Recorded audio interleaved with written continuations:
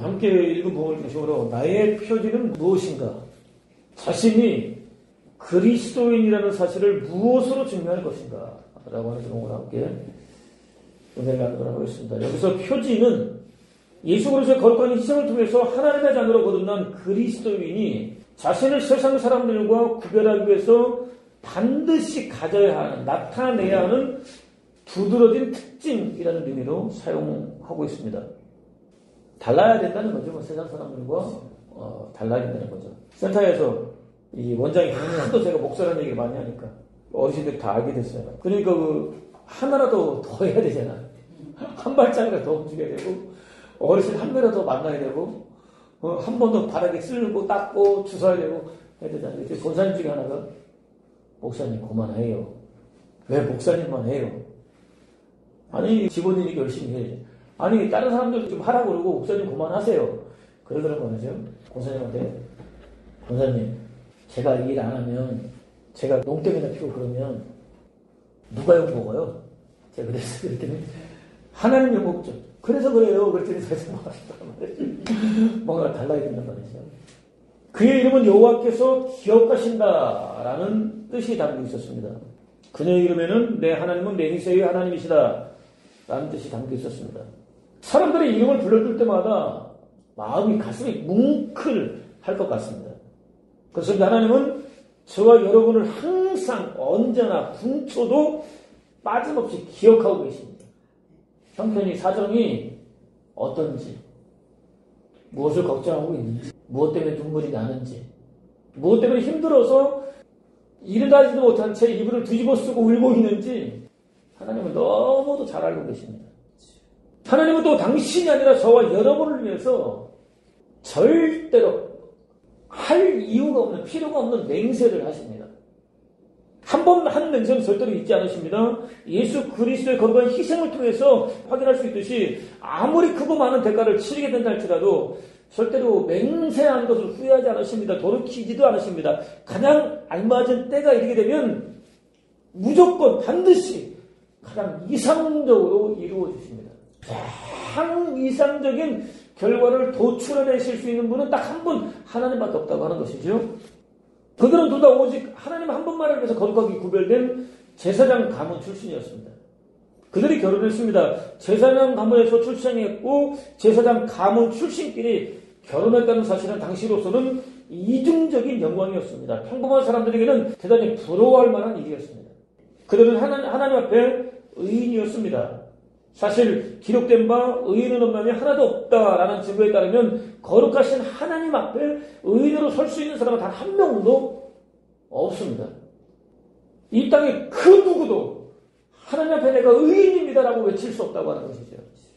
이제는 율법의 합리가 나타나다 곧 예수 그리스도를 믿음으로 말미암아 모든 믿는 자에게 미치는 하나님의 의다, 차별이 없다라는 증거대로 허물고 죄로 죽은 인류고를 위해서 기꺼이 당신 자신을 거룩한 희생제물로 내놓으신 예수 그리스도의 완벽한 의를 덧입었을 때 비로소 하나님 앞에서 의인으로 설 수 있을 뿐입니다. 하나님께서 예수 그리스도의 의를 덧입은 저와 여러분들을 의롭다고 인정해 주실 뿐입니다. 이런 의미에서 그들은 본성적이고 본질적으로 또 율법적으로 볼 때 의인이었다기보다는 의의 유일한 기준이 되시는 하나님으로부터 긍정적인 평가를 받은 사람이었다라고 할 수 있습니다. 특히 의인이라는 말은 하나님께 자신의 전부를 온전히 헌신한 경건한 믿음의 사람들에게만 붙여졌습니다. 자신의 삶 전체, 자신의 안위를 돌아보지 않고 하나님을 위해서라고 하면 물불 가리지 않고 뛰어들어서 충성하고 헌신하는 사람들에게 붙여진 이름이 의인이었다고 하는 것이죠. 선민 이스라엘에게 있어서 가장 탁월한 칭찬이었습니다. 누구나 듣고 싶어 했던 이상형이었습니다. 그런데도 하나님께서 친히 제정하고 당부하고 지시한 권위 있는 계명들을 빠짐없이 지켰습니다. 하나님께서 옳다, 정당하다 여기시는 규례들을 빠짐없이 지켰습니다. 인위적인 요소가 완전히 배제된 상태에서 하나님으로부터 주어진 계명과 규례 곧 명령과 생활 규범들을 온전히 지켰습니다. 그들은 또 흠이 없는 사람들이었습니다. 비난이나 책망을 받을 것이 없었습니다. 그들은 이렇게 거룩하신 하나님은 물론 자신의 일거수일투족을 하나도 빠짐없이 지켜보고 있었던 주변 사람들에게까지도 인정과 칭찬을 받는 참된 믿음의 사람들이었습니다. 안타깝게도 그런 그들에게 한 가지가 없었습니다. 성민 이스라엘이 하나님의 축복인 동시에 면류관과 미래와 희망과 자랑거리와 기업으로 믿고 있던 자식이 없었다고 하는 것이죠. 유대 랍비들은 하나님 앞에서 파문을 당할 수 있는 7가지 위험을 나열한 목록의 서두에 유대인에서도 아내가 없고 아내가 있으면서도 자식이 없는 사람도 하나님 앞에서 파문을 당할 수 있다고 지적하고 있습니다. 당연히 성민 이스라엘은 이를 대단히 부끄러운 일로 여겼습니다. 심지어 하나님의 형벌이라고까지 여겼습니다. 탁월한 신학자인 그의 주장에 따르면 합법적으로 이혼할 수 있는 사유 가운데 하나이기도 했습니다. 무엇보다 그들은 이미 자식을 낳을 가능성을 거의 기대할 수 없는 노인 중의 노인이었습니다. 그런데 그들 사이에 아이가 생겼습니다. 사람들 사이에서 대단히 화제거리가 될 일이었습니다. 말하기 좋아하는 사람들이 입에 오르내릴 일이었습니다. 나이가 많으니까 뭐 좋게 말하지 않는 사람도 분명히 있을 수 있다고 하는 것이죠. 수군거릴 일이었습니다. 아내는 사람들의 입에 오르내리는 것이 대단히 싫었습니다. 수군거리는 것도 싫었습니다. 조금은 부끄럽기도 했습니다. 5달 동안이나 숨어 지냈습니다. 그러면서도 주께서 나를 돌보시는 날에 사람들 앞에서 내 부끄러움을 없게 하시려고 이렇게 행하십니다. 라고 고백했습니다. 하나님께서 자신들에게 베풀어 주신 놀라운 은혜와 자비와 축복이라고 여겼습니다. 우리가 생각하지 못했던 은혜, 예상하지 못했던 은혜를 주시는, 예비해놓고 허락해 주시는 분이 하나님이라고 하는 것이죠. 시간이 흘러서 이윽고 해산할 달이 다가왔습니다. 그녀는 주변 사람들의 우려와는 달리 아주 순조롭게 건강한 아기를 낳았습니다. 소식을 전해들은 이웃과 친척들이 한달음에 몰려왔습니다. 호기심에 가득한 얼굴로 태어난 아기를 신기한 듯 구경했고 마음을 다해서 진심으로 축하해 주었습니다. 8일이 더 지났습니다. 유대인의 전례에 따라서 할례를 행할 날이 되었습니다. 이제까지 은밀하지만 정말 간절한 마음으로 자식을 달라고 기도해 왔음에도 불구하고 막상 하나님께서 허락해 주겠다고 말씀하시다 믿음으로 받아들이지 못했었던 아버지는 그때까지도 혀가 굳어버린 채 아무 말도 하지 못하고 있었습니다. 이제 아들의 이름을 지어야 되는데 아들의 이름을 지어야 될 당사자인 아버지가 혀가 굳어서 말을 하지 못하고 있다고 하는 것이죠. 친척들이 나섰습니다. 그의 이름을 아버지의 이름을 따서 짓자고 제안했습니다. 순간 어머니는 아니라고 외쳤습니다. 정말로 절대로 아니라고 외쳤습니다. 강력하게 거부했습니다. 요한이라고 해야만 한다고 마치 절규하듯 외쳤습니다. 여호와는 은혜로우시다라는 뜻입니다. 실제 요한의 출생은 노인 중의 노인이 될 때까지 자식이 없었던 부부에게는 그야말로 더할 나위 없는 은혜였습니다. 아버지에게는 요한의 출생과 함께 그동안 굳어 있었던 혀가 풀려서 말을 할 수 있게 될 것이기 때문에 곧 불신앙에 대한 하나님의 징계가 풀리게 될 것이기 때문에 은혜였습니다. 장차 요한의 메시지를 듣고 수없이 많은 사람들이 마음에 가득한 죄를 회개하고 하나님께로 돌아오게 될 것이기 때문에 더욱 큰 은혜였습니다. 무엇보다 요한의 출생은 허물과 죄를 죽은 인류 구원을 위해서 당신 자신을 거룩한 희생제물로 내려오실 예수 그리스도의 탄생을 예고하기 때문에 은혜들 중에서도 은혜였습니다. 이렇게 요한은 출생하는 순간부터 하나님의 은혜를 전하는 거룩한 도구였습니다. 오랫동안의 관계 생활을 거쳐 회개의 세를 외치는 예수 그리스도의 길을 예비하는 여자가 낳은 수많은 선지자들 가운데 가장 위대한 선지자로 거듭났습니다. 자신의 세계 전체를 통째로 다 투자해서 은혜 위에 은혜, 직역하면 은혜를 잇는 은혜, 곧 한 번 받은 은혜가 능력을 다 발휘하면 또 다른 은혜가 조금도 쉬지 않고 충만하게 넘쳐 흐를 수 있도록 거룩한 통로가 되어주기 위해서 세상에 나타나신 예수 그리스도 한 분만 증거했습니다. 예수 그리스도 안에서는 은혜가 끊어지는 날이 없다고 하는 것이죠. 예수 그리스도는 은혜 중에 은혜라고 하는 것이죠. 은혜를 잇는 분이라고 하는 것이죠. 쉼 없이 끊임없이 영원까지 우리에게 은혜를 부어주시는 통로가 되어주시게 오신 분이 예수 그리스도라고 하는 것입니다. 오늘 우리가 은혜를 느끼지 못하는 이유, 은혜를 경험하지 못하는 이유는 하나님의 은혜가 끊어졌기 때문이 아니라 우리의 상태에 뭔가가 문제가 있기 때문일 것입니다. 믿는다고 하면서도 온전히 믿지 않는 것이고, 순종한다고 하면서도 온전히 순종하지 않는 것이고, 뭔가 한다고 하면서도 내 자랑거리로 한다든지 그렇기 때문에 그 은혜를 경험하지 못하는 것이지, 은혜가 부어지지 않아서 은혜를 경험하지 못하는 것은 아니라고 하는 것이죠. 그렇습니다. 예수 그리스도께서는 하나의 은혜가 역할과 능력을 다하게 되면 전혀 다른 색깔의 또 다른 은혜가 더할 나위 없이 풍성하게 부어질 수 있도록 이어주는 거룩한 통로이십니다. 예수 그리스도 안에서는 쉬지 않고 끊임없이 이어지는 은혜를 경험할 수 있습니다. 그는 충만한 은혜 가운데서 잉태했습니다. 충만한 은혜 가운데서 태어났습니다. 은혜 가운데 살았습니다. 궁극적인 은혜가 되시는 예수 그리스도를 증거했습니다. 더할 나위 없이 풍성하게 부어진 은혜를 감춰놓고 자기 혼자만 독차지하지 않았습니다. 혼자만 누리려고 하지 않았습니다. 탐욕이 목구멍까지 올라온 타락한 종교 장사치들로부터 압제와 착취를 당하며 목자 없이 이리저리 방황하고 있었던 불쌍한 영혼들에게 쉬지 않고 끊임없이 흘려보내는 삶을 살았습니다. 그는 이렇게 존재하는 자체가 은혜였습니다. 존재 자체가 괴로운 사람이 있죠. 존재 자체가 문제인 사람이 있죠. 끊임없이 갈등을 조장하는 그런 사람도 있죠. 근데 그런 존재 자체가 은혜였다고 하는 것입니다. 은혜는 그가 진정한 하나님의 사랑이었다는 가장 독특하고 가장 강력한 표지였습니다. 그의 결정적인 표지는 믿음이었습니다. 수없이 흔들리면서도 믿음만큼은 놓지 않았습니다. 그의 표지는 순종이었습니다. 믿고 의지했던 아버지가 자신을 바칠 짐승이라도 되는 것처럼 각을 떠서 희생 제물로 바치려는 순간에도 묵묵히 순종했습니다. 그의 표지는 하나님의 임재였습니다. 하나님께서는 장자 권리를 스스로 차지하기 위해서 아버지와 형을 속이고 도망자와 신세로 전락한 그와 함께 해주셨습니다. 그가 하나님에게 함께 해달라고 외친 게 아닙니다. 도망자의 신세가 된 그를 하나님이 신이 찾아가셔서 함께 해주셨다고 하는 것이죠. 함께 하시면 우리가 잘나서 우리가 많은 일을 해서 하나님께 충성하고 헌신해서 이기도 하겠지만 그렇지 않아도 하나님은 우리와 함께 하시는 분이라고 하는 거죠. 좋을 때, 나쁠 때, 기쁠 때, 슬플 때 모든 순간 함께 하신 그는 사기꾼이며 거짓말쟁이로 소문난 그런 사람이지만 우리로서는 가까이 가고 싶지 않은 그런 사람이지만 하나님은 그와 함께 하시고 그와 동행하시고 그를 만들어주셨다고 하는 것이죠. 그러므로 그의 삶에서 나타난 두드러진 특징은 무엇이냐? 사기꾼 도둑놈인데 하나님의 임재라고 하는 겁니다. 하나님의 임재가 그의 삶의 표지라고 하는 것이죠.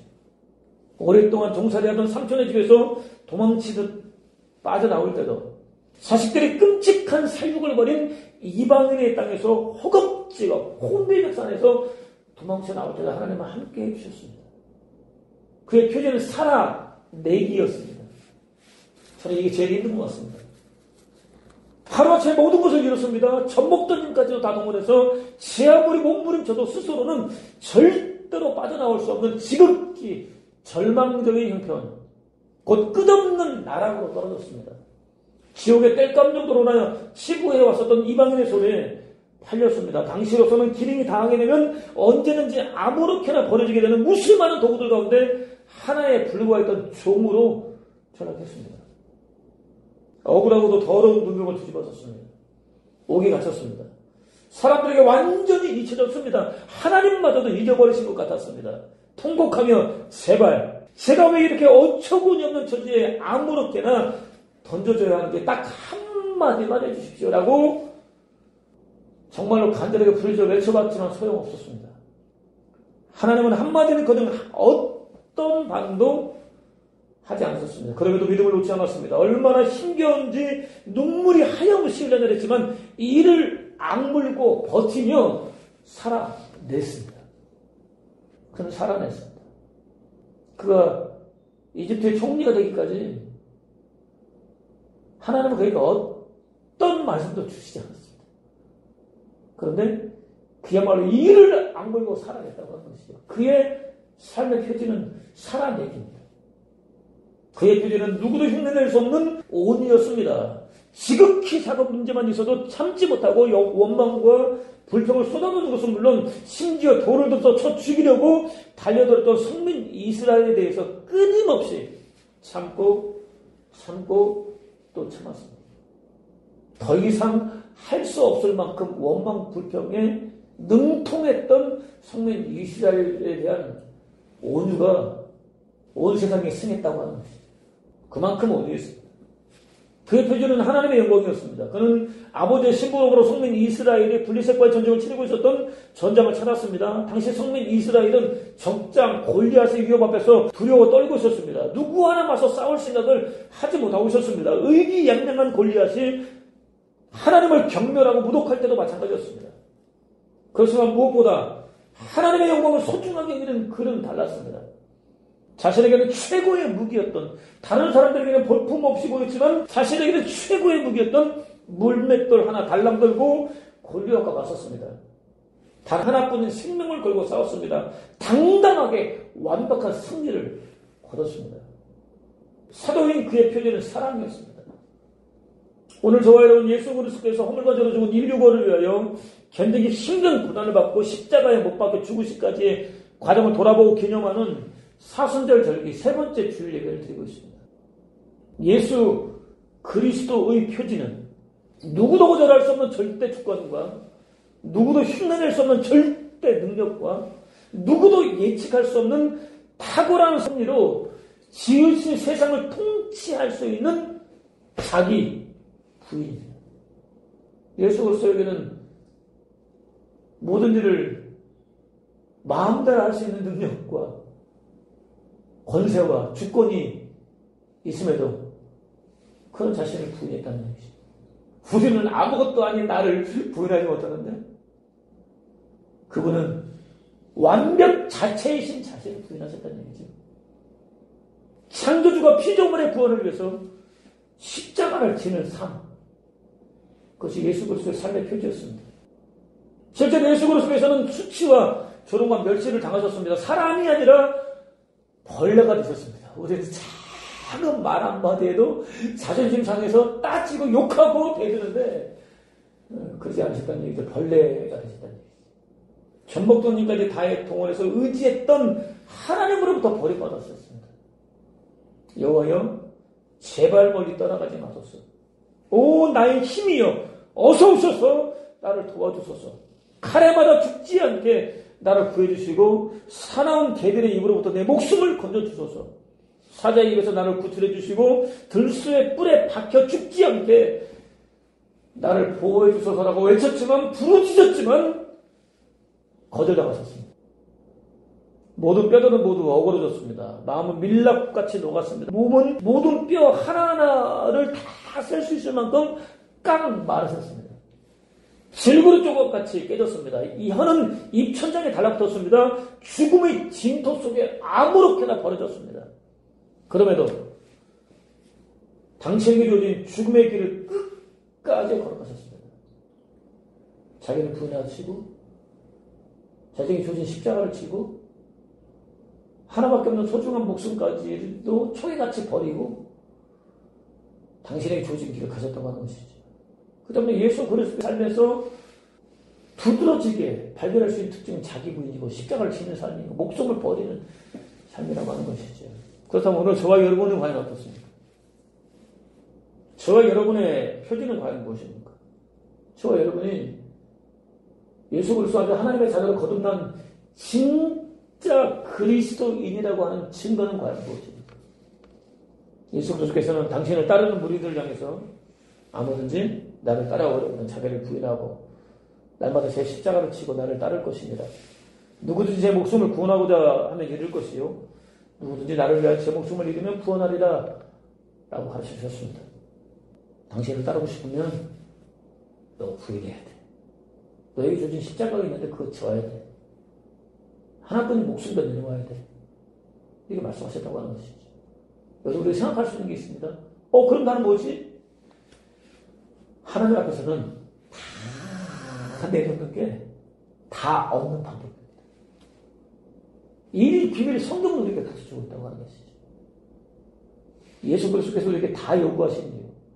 우리의 삶의 표지가 자기 부인 십자가를 지는 삶, 목숨을 내놓는 삶이 되기를 원하시는 이유는 잠시 잠깐 누리다가 내려놓고 가야 될 것들이 아니라 영원한 것들을 주시기 위해서 라고 하는 것이죠. 한 가지만 더 말씀드리면 저와 여러분의 삶은 정말 간절하게 부르짖어 구했던 은혜, 구하지 않았는데 반드시 필요하다고 판단하신 하나님께서 값없이 선물로 부어주신 은혜, 전혀 예상하지 못했었는데 부어진 은혜들로 세워져 있습니다. 우리는 은혜 속에서 은혜를 누리며 살고 있다고 하는 것이죠. 조금 쉽지 않겠지만 자기를 부인하고 자기 십자가를 지고 목숨까지 바쳐 충성하기로 다짐할 수 있는 저와 여러분이 되시기 바랍니다. 그래서 예수 그리스도를 따라가는 사순절 절기가 될 뿐만 아니라 그 예수 그리스도를 따라가는 저와 여러분에게 하나님이 예비해 놓으신 은혜가 있을 텐데 그 은혜를 누리며 감사하고 감격하고 감동하며 하나님을 더욱더 찬양하는 사순절 절기를 보내는 저와 여러분 되시기를 주님의 이름으로 축원을 드립니다. 정말 오랫동안 그리스도인으로 살아왔습니다. 저 같은 경우는 전도사로, 목사로, 선교사로 살아왔습니다. 현재도 여전히 그 길을 걷고 있습니다. 과연 삶의 표지가 무엇인가 돌아볼 때 주님의 가르침과는 많이 동떨어져 있는 것을 발견하게 됩니다. 나다지다 못해 짓밟혀도 단 한마디 외치지 못하고 죽어버릴 수 있는 그런 벌레까지 낮아지신 예수 그리스도를 따라가는커녕 제 자신을 위한 삶을 살아올 때가 정말 많이 있을 줄을 고백합니다. 이거 다 내려놓으면 나는 이라고 하는 것은 불신앙이 우리 마음에 자리 잡아서 내려놓지 못하고 살 때가 정말 많았습니다. 하나님 오늘 우리를 불쌍히 여겨주시고 긍휼히 여겨주시고 당신 안에 가득한 자비를 베풀어 주셔서 뜨거운 감동이 있게 하시되 예수 그리스도를 따라가기로 결단하게 도와주시고 나를 부인했더니 십자가를 지는 삶을 살려고 몸부림쳤더니 목숨까지 내려놓았더니 이런 은혜까지 하나님이 예비해 놓으셨네라고 고백할 수 있는 그런 복된 삶을 살아가는 우리 모두 될 수 있도록 하나님 축복해 주셨옵소서. 그 은혜가 얼마나 크고 놀라운지 이제까지 왜 맛보지 못했는지 우리가 안타까워할 만큼 큰 은혜를 우리 경험할 수 있도록 도와주시고 그 은혜를 전하지 않고는 견딜 수 없는 그런 복된 삶을 살아가도록 우리 모두를 축복해 주셨옵소서. 바로 그런 하나님의 사람들이 목하기 위해 세워지게 하시고 그들을 통해 예수 그리스도가 증거되게 도와주시고 천하보다 귀한 영혼들을 구원하는 놀라운 역사가 나타나도록 하나님 축복해 주셨옵소서. 은혜와 사랑의 감사함으로 견임을 드립니다. 손길마다 누르고 은혜로 넘치도록 쌀고 싶도록 갚아주시고 이제까지 먹고 입고 마실 것을 다 채워주신 하나님께서 이후로도 채워주시는 것을 경험하는 그런 복된 삶을 살아가도록 우리 모두를 축복해 주셨옵소서. 이 물질이 쓰여지면서 하나님의 너희 드러나게 도와주시고 예수 그리스도의 몸이 증거되게 도와주시고 천하보다 귀한 영혼들을 구원하는 놀라운 역사가 나타나도록 축복하여 주시는 단 한 푼도 불의한 자의 손에 들어가지 않도록 하나님 지켜 주시옵소서. 우리 사랑하는 자들 역시 예수 그리스도를 따라가는 소원이 있는 하나님의 사람들 되게 도와주시고 그들의 삶 속에 따라가는 자들에게 주시기 위해서 예비해 놓으신 은혜가 어떤 것인지를 그들의 맛보아 알게 도와주시고 그래서 더욱더 하나님을 따라가기를 소원하는 예수 그리스도를 따라가기를 소원하는 우리 귀한 자들 되도록 도우시며 인도하여 주셨옵소서. 우리 모두에게 새로운 그런 일들이 참 많이 있는데 그런 새로운 일들 가운데 우리가 하나님께만 소원 두게 도와주시고 우리의 소원신 하나님께서 이루어 가시는 과정을 그야말로 흐뭇한 얼굴로 지켜볼 수 있도록 우리 모두 축복하여 주옵소서. 하나님 새로운 한 주를 하나님의 손에 맡겨드립니다. 이제 봄날이 시작되고 있는데 봄에 꽃들이 만개하듯이 우리의 삶도 꽃 피워서 만개할 수 있도록 하나님께 영광 돌리시도록 축복해 주셨옵소서. 이런 우리도 예수 그리스도의 놀라우신 은혜와 아버지 하나님의 극진하신 사랑하심과 보혜사 성령님의 내주하심에 교통하시며 축복하시는 은총이 목화 교회 위에 예수 그리스도를 따라가는 삶이 삶의 표지가 되기를 원하는 교회 성도들 머리와 가정성을 범사 장래 사랑하는 자녀들 머리 위에 지금 영원토록 함께 계시기를 간절히 축원하옵소서.